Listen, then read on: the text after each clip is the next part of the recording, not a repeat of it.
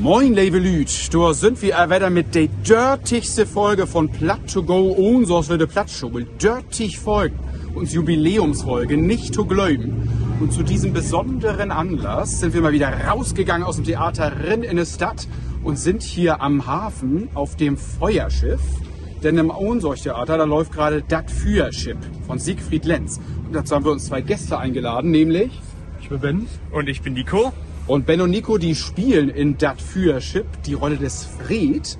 Darum haben wir sie uns eingeladen. Da schnacken wir jetzt drüber. Und zwar tun wir das im Feuerschiff. Also gut wie mal in der Deck, ne?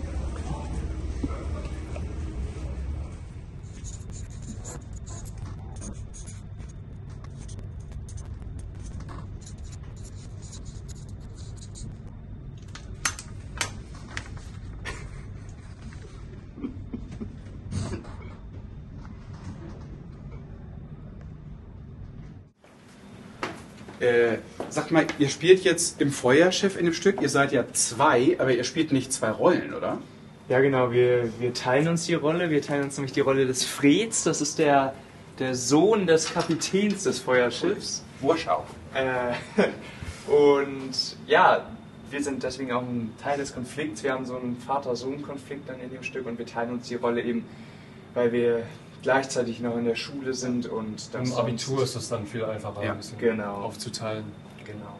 Und jetzt habt ihr schon gesagt, Vater-Sohn-Konflikt. Könnt ihr versuchen, ganz kurz, ganz knapp zu sagen, worum geht es überhaupt in dem Stück? Also es geht um Feuerschiff. Genau, ein Feuerschiff, ein bemanntes Feuerschiff, was Schiffbrüchige aufnimmt, die sich dann als Gangster herausstellen. Und dann gibt es da zwischen dem Gangsterchef und dem Kapitän einen Konflikt und auch Vater-Sohn-Konflikt. Und da muss die Mannschaft versuchen, mit umzugehen. Und alles eben auf diesem Schiff, also so ein bisschen eingesperrt, man kommt da nicht weg. Und ja genau, da kommt dann die Spannung auch eben, dass sich das alles irgendwie so zuspitzt und immer dynamischer und auf diesem Schiff dann eben und genau. Es knarzt. Und wir setzen uns mal da drüben hin. Ja. Ja.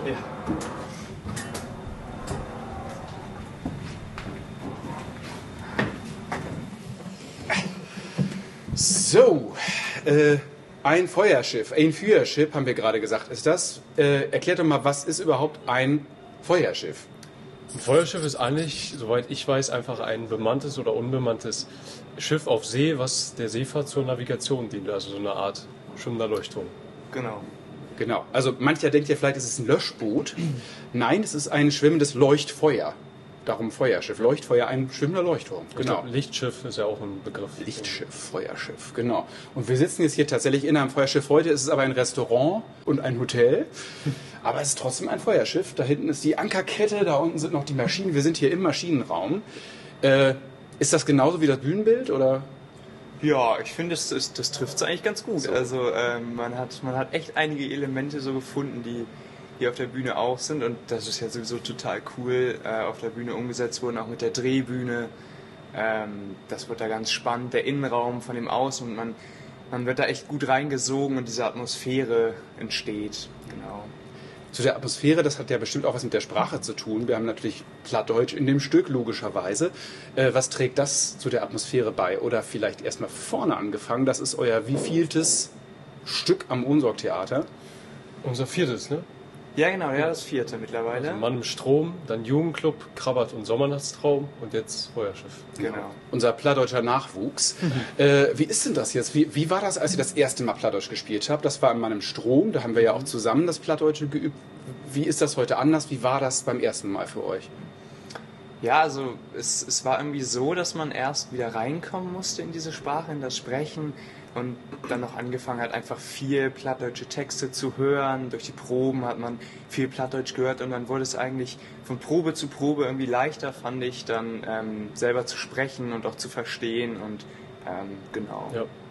Gibt es irgendwas, was ihr am Plattdeutschen irgendwie besonders bemerkenswert findet, was für euch besonders schwer war oder was ihr besonders cool fandet oder total anders? Also ich finde ja am Plattdeutschen immer diese Leichtigkeit und diese fließende Sprache, diese lockere Sprache irgendwie angenehm zu hören und auch zu sprechen. Aber schwierig, wenn man es schon mal gemacht hat, ist es, glaube ich, nicht allzu schwierig. Es sind ja auch Parallelen, glaube ich, zum Englischen. Ja, also es ist ja so eine Mischung, kann man fast sagen, zwischen Deutsch und Englisch irgendwie. Also man kann sich häufig eben gut was herleiten auch, genau. Nun ist ja in diesem Stück, weil es auf dem Schiff spielt, sehr viel Seemannssprache drin. Und Seemannssprache ist ja, da ist tatsächlich immer viel Plattdeutsch drin. Natürlich, viele Seeleute waren Plattdeutsche, aber auch ein bisschen Englisch ist drin, ein bisschen Spanisch ist drin, ein bisschen Holländisch, wo halt so die Häfen waren. Da sind natürlich auch so ein paar schräge Begriffe drin in diesem Stück. Ist euch da irgendwas besonders in Erinnerung geblieben? Lustige Wörter, die für euch neu waren in diesem Stück? Ja, also wir haben zum Beispiel, da sind wir direkt in der ersten Szene schon drauf gestoßen, das Wort Smoothie zum Beispiel kannten wir jetzt persönlich nicht. Das ist der Koch, wenn wir es richtig verstanden haben. Der Smooth in der Kombüse verfeinert das Gemüse. Ja, genau. Ja, oder solche einfach Schiffsbegriffe wie jetzt Malspeaker. Smoothie kommt von Smut, also Schmutz. Also das Schmutzchen, das Schmuddelchen. Das ist der mit der schmutzigen Schürze und so weiter. Obwohl er hoffentlich trotzdem reinlich kocht in der Kombüse. Mhm. Macht Sinn. Genau. Jetzt habt ihr Malspeaker gesagt. Ich glaube nicht, dass wir einen haben. Wir gucken mal eben, ob wir einen finden. Kommt mal mit.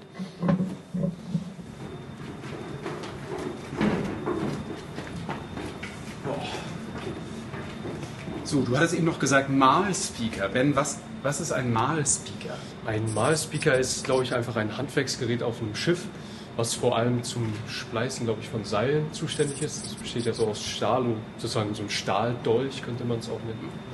Ja, im Grunde, also es ist verwandt mit dem englischen Wort Spike, was auch ein großer Nagel oder ein Stachel ist. Im Grunde ist es das, ein Metallnagel, Metallstachel, den man so schön in einen Spleiß oder einen Knoten reinstecken kann, um so einen Knoten halt zu lösen.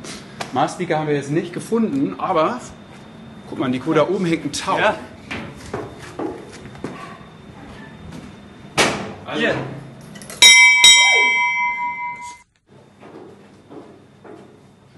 so, wo ich das hier gerade sehe, da gibt es noch einen anderen maritimen Begriff, der im Stück vorkommt, nämlich das Spill. Da heißt es im Text irgendwie, glaube ich, die Leute auf dem Schiff, die da arbeiten, die sind fern an Spill.